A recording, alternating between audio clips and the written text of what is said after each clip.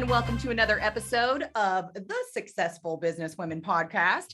Joining me in the studio today is Jillian Lama, or who I like to refer to as Jilly Bean, right? Jilly? That's right. And she is a weight loss and mindset coach and founder of You Crave.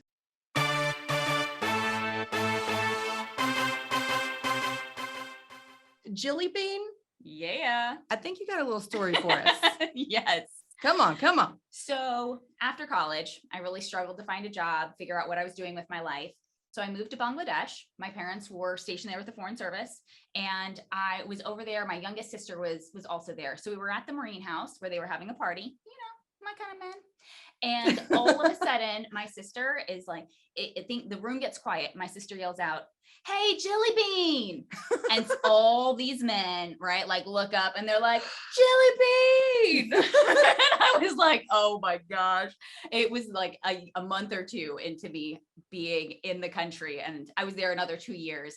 I ended up meeting my husband, who's not in the room at that moment. I was going to ask, did you bag your husband that day? Did not bag him that day, but I got him later. Does he call you Jilly Bean too? No, he doesn't. No. Well, today on the show, we're going to talk about body image, weight loss, and weight management. I know myself am on a weight loss journey, and I'm trying to work out early in the morning. Sometimes it's about timing and finding the perfect time that works for you, but it's also about maintaining something that you can keep consistent and turn into more of a lifestyle. So let's talk a little bit about body image. Yeah. So I think we all grow up with this idea that our bodies are supposed to look a certain way, whether it's curvy, whether it's thin, whether it's tall. It can go into like our hair. It should be straight or blonde or whatever. We have these ideas that we pick up from a very young age. So like 5, 6, 7 years old. So from a young time, we're learning this is good, this is right, this is bad, or maybe even this is better. Maybe how you looked wasn't a problem as a kid, but looking this other way instead, that's actually better. That's ideal. That's what we want. And so we just kind of pick up on these thoughts and these ideas on what's good. How do we want to look? And we develop and we find evidence over time that just solidifies and reinforces these ideas. And so we just keep striving to often manipulate and sometimes like try to fix our bodies. We see them as a problem if they don't fit into one of these molds or one of these boxes as to what it means to be pretty enough, thin enough, good enough. You bring up some excellent points, but I'd like to talk a little bit more about your programs. You have an excellent program called Break the Diet Rules, right? That's right. We would love to learn a little bit more about that. So that is just what it sounds like. We are going to smash and break all those diet rules you think you need in order to lose weight. So everybody's body is not created the same. We're all going to need a different amount of food every day. We're going to need a different amount of macronutrients, micronutrients.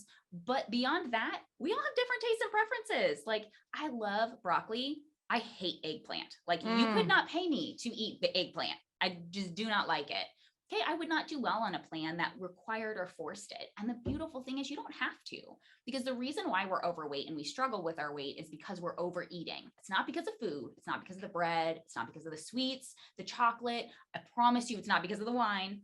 It is because we are overeating and we're eating when we're not hungry, which is typically going to stem from emotional eating. There's an emotional reason as to why we're seeking food: for pleasure, for comfort, for relief, for relaxation. And look, this was my story. So like, I've been there. I don't say this with any shame or judgment.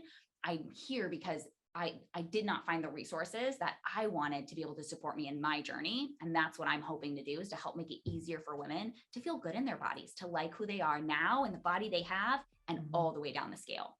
I've definitely been guilty of standing over myself with a bat, kind of beating myself up internally over unhealthy eating habits. If any of you follow me on social media, you're very well aware that I love to cook, and my husband definitely eats very, very well. So for me, especially during the holidays, it's a little bit more difficult to maintain those healthy eating habits. But can we talk a little bit more about healthy habits? Absolutely. All right. Yeah. So healthy habits. My whole philosophy is, what can you do for the rest of your life without hating your life?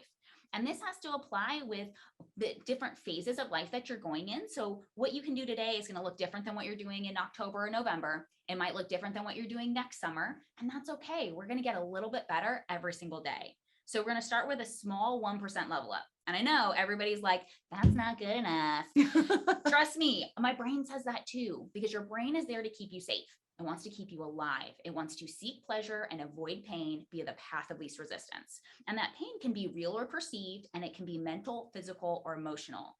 And so many times we have diet trauma that we're working through, or maybe we're not working through and we just have it and we're trying to figure out how do we continue to lose weight? How do we implement these healthy habits without realizing that we truly need to focus on things like sleep and water. And can I get just a little bit better today than I was yesterday?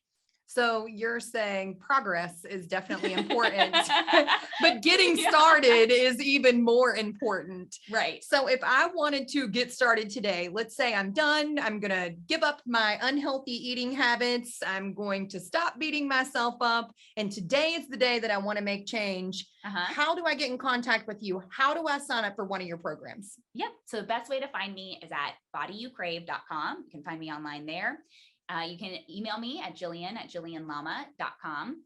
And I also have a podcast called Body You Crave. So if this has struck a nerve, if you're like, this chick kind of makes some sense, I'm kind of curious as to what this looks like, then check it out. I've got over 52 episodes, and you can really get just a sense of my philosophy, my methodology. Because I'm not here to follow you around and smack cookies out of your hand. I'm not here to tell you. I want my cookies. I'm not going to tell you what you can and can't eat.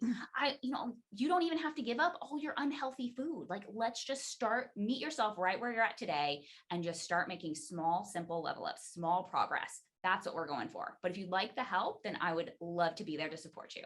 Well, we certainly appreciate you coming out on the show today. That's right. If you want to get the body that you crave, you can reach out to Jillian Lama. That's right. My little Jilly Bean.